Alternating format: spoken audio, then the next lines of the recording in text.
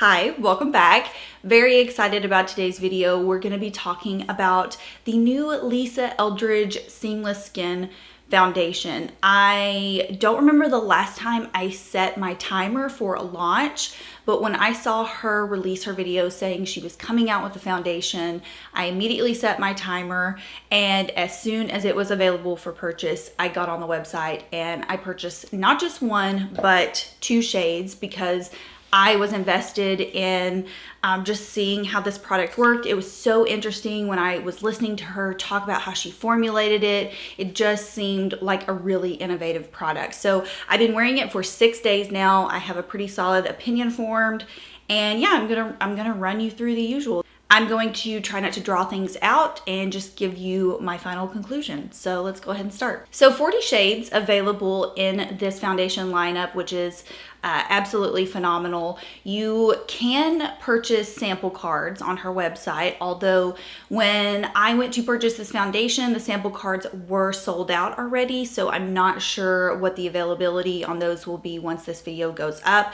But I think the question of the hour with this foundation launch was definitely what shade am I going to be, because Lisa talked about in a video that just because you are the lightest shade in one brand's foundation lineup does not mean you're going to be the lightest shade in her range. And I'm glad she pointed that out, because I initially had shade number 4 chosen for myself just based on the photo and the model. And when I went to purchase these, I was so excited I didn't even notice that there is a foundation shade finder available on the website. However, I want to talk about that in just a second. So I basically just went out on a whim and ordered two shades. I ordered the shade number 7 and number 10. Lisa is shade 11, I believe. And in her videos, I often notice we are the same color in foundations. But I just wasn't confident that I was shade 11. It just seemed a little dark for me. So I ordered 7 and 10, and I'm happy to report that number 7 is an identical spot-on match for my skin tone right now. I don't know if I have a foundation in my collection right now that is this spot on. I mean, I put it on my skin and it is 100% undetectable. So this is a light foundation with neutral undertones, and then number 10 is also in the light medium category with neutral undertones. 10 would have matched me. It would have been slightly dark, but if we were going back, let's say 2 to 3 months, number 10 would have fit me perfectly. It's that perfect neutral light medium shade, really universal. I could definitely get away with wearing this shade year round, but like I said, I probably have to do a little bit of tweaking to lighten it up a bit, or to make sure I didn't go overboard with the bronzer. So all that to say, number 7 is completely spot on for me. Now, I want to go back to her shade finder because I feel it's important for those of you who aren't able to get sample cards to kind of hear my experience using that. So I used her shade finder after I purchased my foundations. I was like, oh crap, I didn't realize this was on here. And it kind of left more of a mystery for me when I started inputting my shades in different foundations. So I remember I did Charlotte Tilbury Light Wonder as one of my options, and I am shade number 3 in Light Wonder, and the shade that I received back for my match in Lisa Eldridge's foundation was shade 15, which that would have been way too dark for me. I also remember I did MAC Studio Fix Fluid. I think just the NW20 range generally matches me really well in any MAC foundation, and I think it gave me back number 12. So it seemed that it was kind of giving me back shades that were slightly too dark. I remember I did Armani Luminous Silk as one, and I think that was the closest one that I could get. I think I inputted Armani Luminous Silk 3.8 or 3.75, and I believe it gave me shade number 9 back. So 9 seemed to be the lowest that I could get in that shade matching system. So I would slightly caution when using that just based on my experience, but luckily I chose wisely, and I'm very pleased with my shade. All right, so let's get into the specifics of the formula. Lisa describes this as a satin finish, not matte, but also not dewy. I love to see that in foundations because I feel it's really universal for all skin types.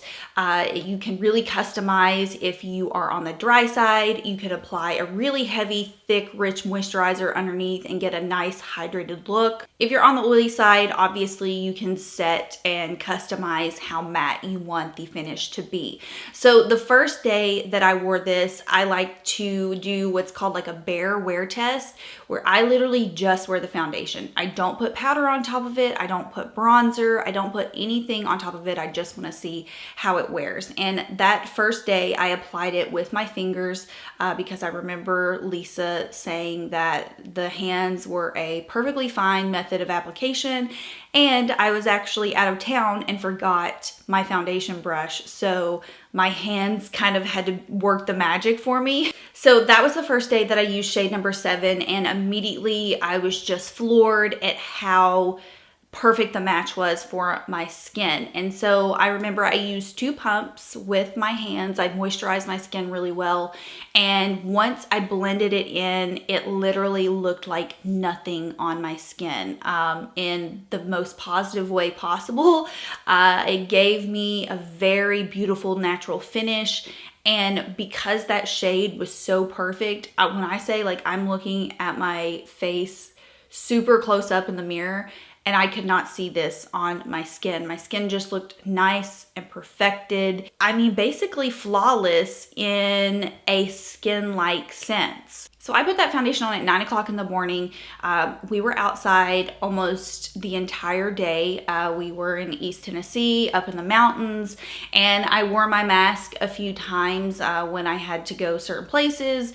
And I remember at the end of the day, my foundation was still hanging on. It still looked like skin, probably obviously slightly less perfected by the end of the day, but it didn't look like when foundation just starts to wear off and you can start to see patches, you can start to see creasing. None of that happened. It was a very graceful fade on my skin, and it was really just around like my mouth area, probably where the mask had rubbed for sure. So all throughout the weekend that I was gone, I wore this. I applied it with my hands. I was really impressed the day that I kind of took it up a notch.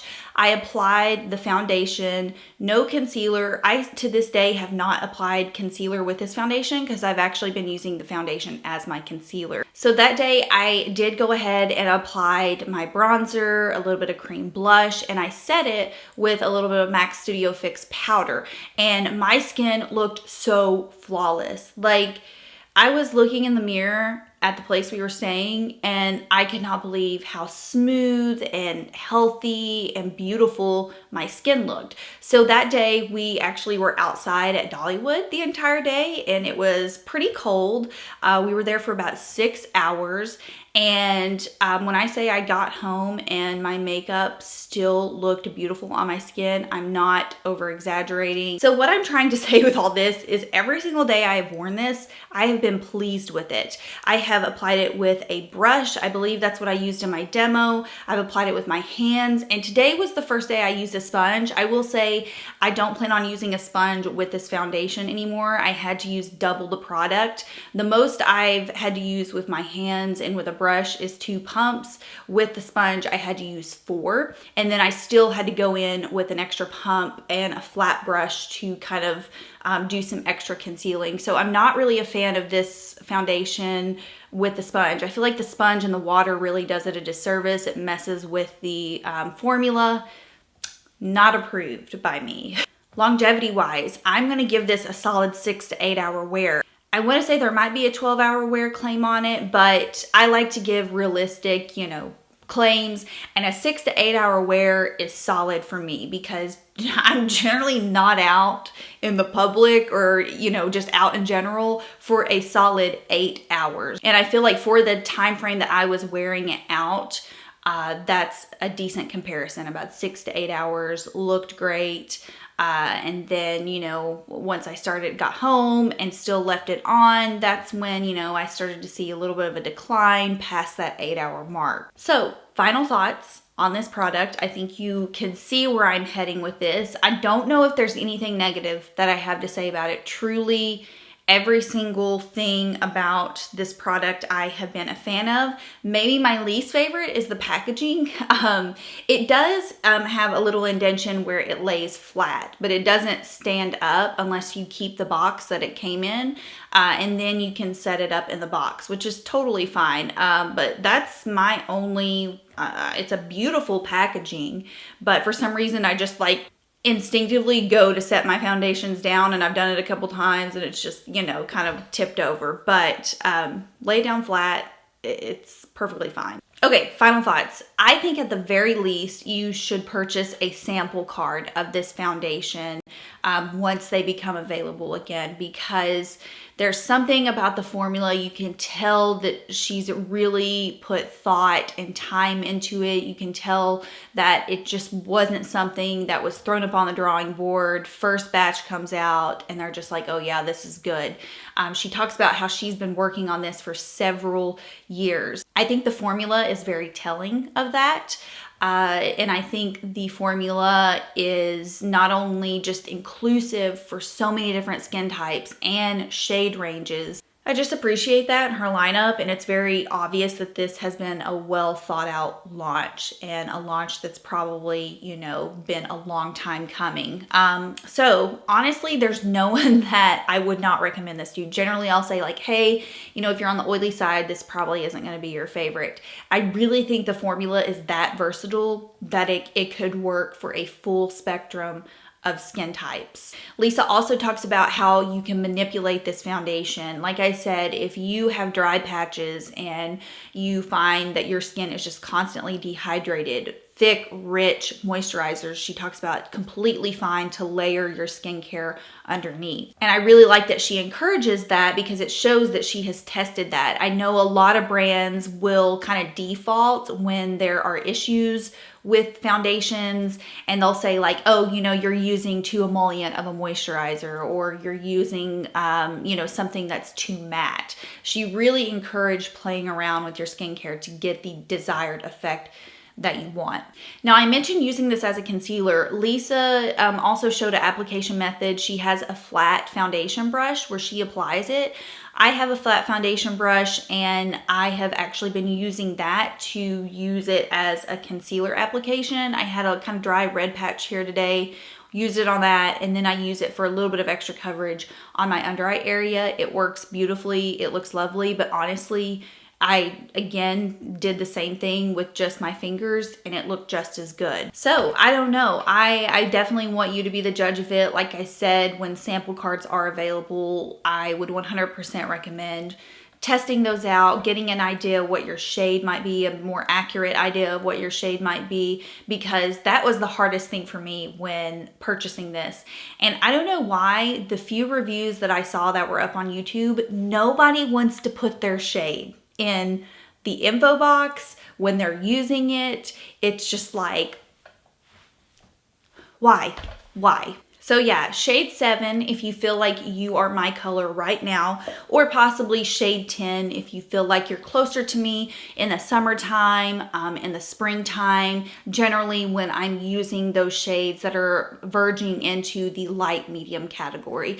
At this point, I would never really describe my skin as even making it into a medium skin tone category. I can't think of any of my foundations that I've had to purchase literally with the name medium in it, unless it's possibly a light medium. So my skin stays in the light category, the fair to light category for winter time, early spring. Then it will merge into a solid light medium at the darkest category, if that helps you out. So yeah, I am just very impressed with this. Definitely a foundation that's gonna stay on my sink. You know, when the foundation makes it to the sink status where your daily makeup bag is, it's a good one, and this one definitely makes the cut. I would say, other than my Estee Lauder Double Wear Sheer, this has been probably my favorite foundation launch of the year. Double Wear Sheer, it's exactly what the name says. It's sheer coverage. You can't really manipulate it like you can the Lisa Eldridge foundation. I think it's just so versatile, immaculate on the skin, truly immaculate. Like when I look at my face up close in the mirror, I'm not disappointed. So final thoughts, conclusion, it is 100% worth a shot. I think it is worth the purchase. If you just wanted to go out on a limb and just go ahead and purchase it, I don't think you would regret it. So I hope this helped you out if you were interested in my thoughts or maybe learning a little bit more about the color process. I hope I helped you and gave you some feedback. If I missed anything or you have any other questions, feel free to leave them down below, but you will definitely be seeing me use this in a lot of upcoming videos. So I hope you enjoyed the review and I will see y'all in my next one. Bye.